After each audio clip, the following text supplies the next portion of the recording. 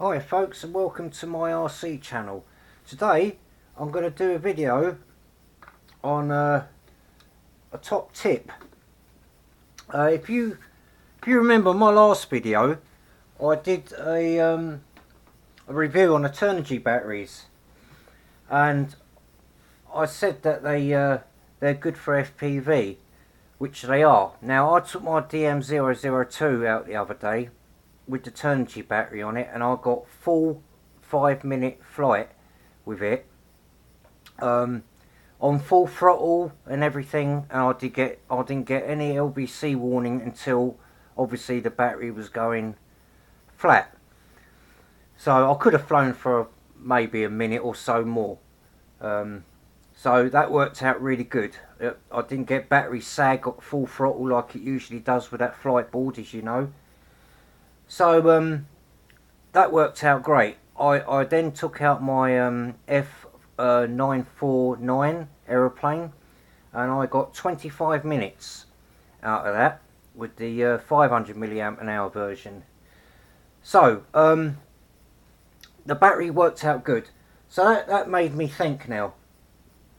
These tiny whoops, okay. I'm not doing a review on the Eachine EO13 because I've done that already. But this is more of a top tip. What I was having problems with was these little tiny batteries. I couldn't get a Turnigy Nanotech battery with I think they're MCPX connectors. So what I did was I cut one off an old battery I had, that was only giving me 1 minute flight, and it puffed up as well, so that more or less had it.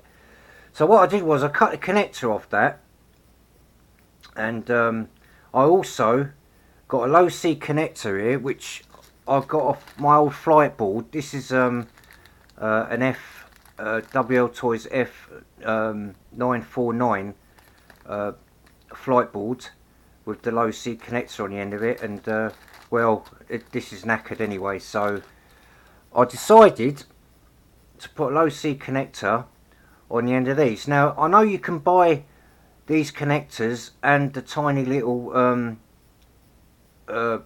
metal prongs for it, but the only problem with that is you have to first buy the connector and buy the prongs, and then you need a really tiny crimping tool to fit them on. Virtually, pointless. So I come up with an old idea that a lot of these people have got these kind of connectors lying around. If you've got an old battery, never throw them away, because the connector and the wiring will always come in handy. So we already know from my last video that the Turnigy 300 milliamp an hour battery will fit on these tiny whoops. So that's the standard one. As you know, you put the battery in first, and then you connect it up, or you can connect it up and then put the battery in afterwards, because sometimes it's a tight fit. However, as I said, you don't get a lot of life with them batteries. As soon as you go full throttle, the battery sags and you don't get much life. And as I've already demonstrated, as I've already done some research into it, these batteries don't do that, okay, because they're quite a high, they're 50C battery. Now we already know from my last video that these fit, okay, that they fit in just the same as them. So I made this little conversion, okay, that you can plug in. Originally I was gonna solder these onto the flight board and then just have this hanging out the back like that, and then I could change batteries if and when I pleased. But I thought I'd go for this idea instead. And the good thing about this is you can still go back to the old the MCPX type batteries just by unplugging this. So does it work? Well, I don't know, I haven't tried it, but let's go ahead and try it. So actually I might put the battery in first. These batteries fit just the same as the normal ones. Actually, no, what I'll do is this is the first time I tried this. I haven't tried it beforehand. Alright, so that's in there now. So you move the wires out of the way like that, and you stick the battery in. And we're going to do this properly, like you know, like we're going to fly. And there's your two wires hanging out the back. Now you can do this shorter if you want. It doesn't really matter, to be honest. And we shall connect it up. And there we go. We've got the light. Alright, so we'll bind it. And there we have it. With a low C connector. How good is that, eh? And that will give me loads more punch, loads more flying time. And if I want to go back to standard, all I do is just unplug the battery. I mean, I don't see why you'd want to go back to standard, but take the old connector out, put the new connector, put the old style battery back in, and there we go. How long did that take? Seconds. There you have it, folks. Easy solution. Took 10 minutes maybe. The hardest part was soldering the wires together, but there you have it. A conversion for any type of whoop using a more powerful, lighter battery with more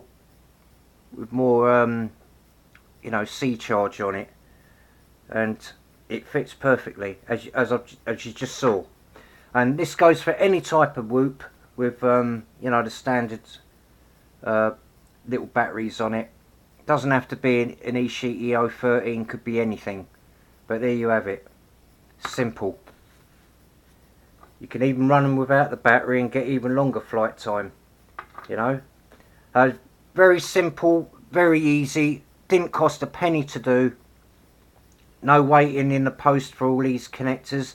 You could use, you know, you could use up your Turnigy batteries, and then for even more flight time, use up whatever old ones of these type you've got, you know, because I would imagine if you like flying indoors, you would have had quite a few of these. Well, you can still carry on using them, you know, but eventually you'll run out. You'll be charging them.